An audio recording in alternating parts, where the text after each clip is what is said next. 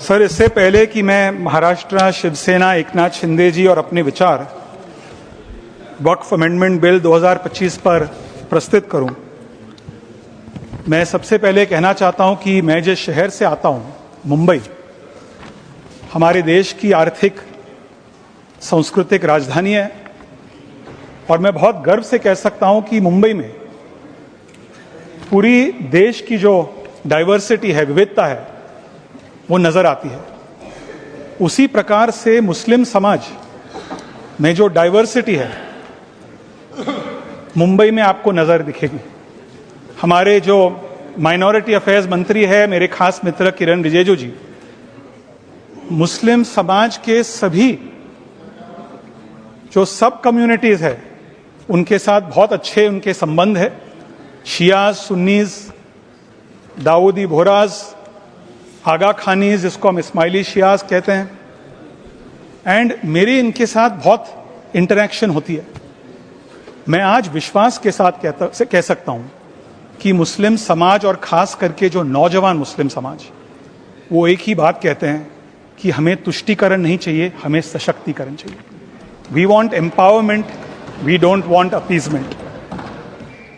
उन्हें शाहबानों का काला इतिहास नहीं चाहिए, उन्हें एक सुनहरा भविष्य चाहिए। So today, hand on everyone's heart, we keep politics aside. Who will deny? People are talking about secularism, people are talking about minorities, people are talking about women. I was a young man when that happened. Who will deny that one of the greatest assaults on women, on minorities, on secularism was the Shah Bano case?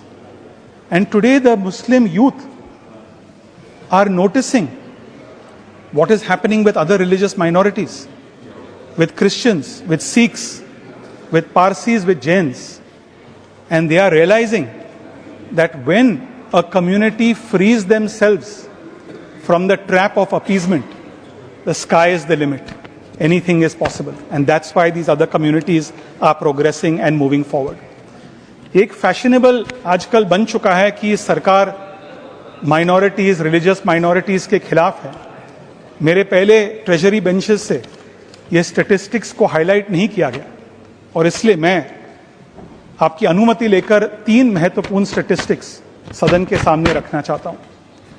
Number 1, 2014 में the overall percentage of religious minorities in central government jobs was 5.3%. Within 3 years of Modi ji becoming Prime Minister, the percentage of religious minorities in central government jobs went from 5.3% to 9.9%. हमारे आदरणीय गृह मंत्री अमित शाह जी ने लोकसभा में 370 के बारे में कहा। मैं सबसे पहले कश्मीरी पंडित, कश्मीरी मुसलमानों की ओर से अमित शाह जी को बहुत बहुत धन्यवाद, बधाई देता हूं। उन्होंने 370 को एब्रोगेट किया। मैं स्वयं 370 हटने के बाद मुझे कश्मीर 3 बार जाने का अवसर मिला।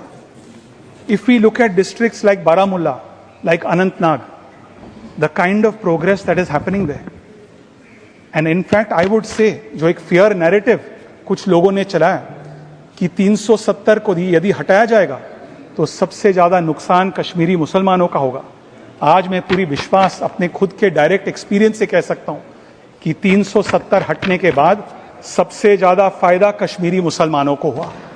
370 2019-2020 में जब हटाया गया, उस समय कश्मीरी मुसलमानों का जो पर कैपिटा इनकम केवल 1.2 लाख रुपीस थी।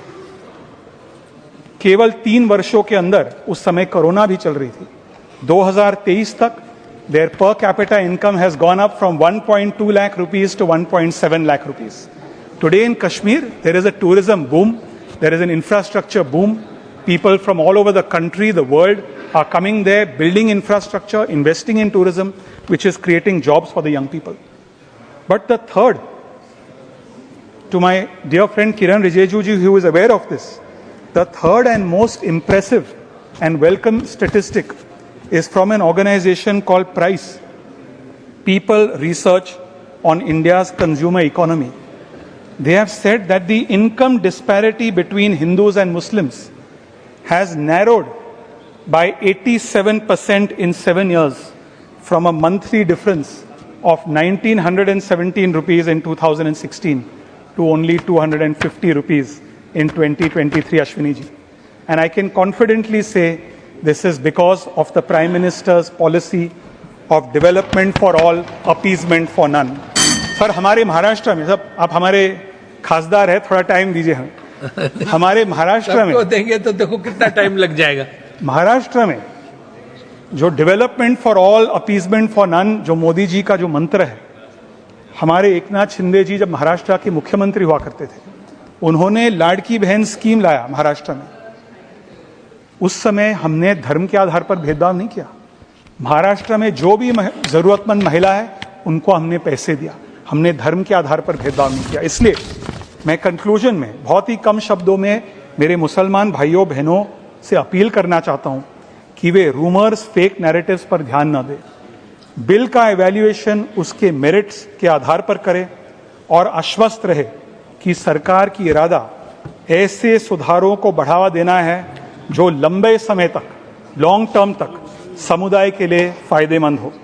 370 की तरह, मैंने 370 के बारे में स्टैटिस्टिक्स कोट की, मुझे पूरा यकीन है कि देश के मुसलमान जल्द ही एहसास करेंगे कि यह बिल भी उनके लॉन्ग टर्म इंटरेस्ट में है। इन्हीं शब्दों के साथ मैं महाराष्ट्र की ओर से, शिवसेना की ओर से, एकनाथ शिंदे जी की ओर से इस बिल का तहे दिल से स्वागत, सपोर्ट करना चाहता हूं और इसके साथ साथ मोदी जी का, अमित जी का और खास करके हमारे बहुत ही डायनामिक डेमोक्रेटिक मंत्री किरण रिजिजू जी को बधाई और धन्यवाद देना चाहता हूं। डेमोक्रेटिक तो सभी है यार, रिजिजू जी खाली थोड़ा।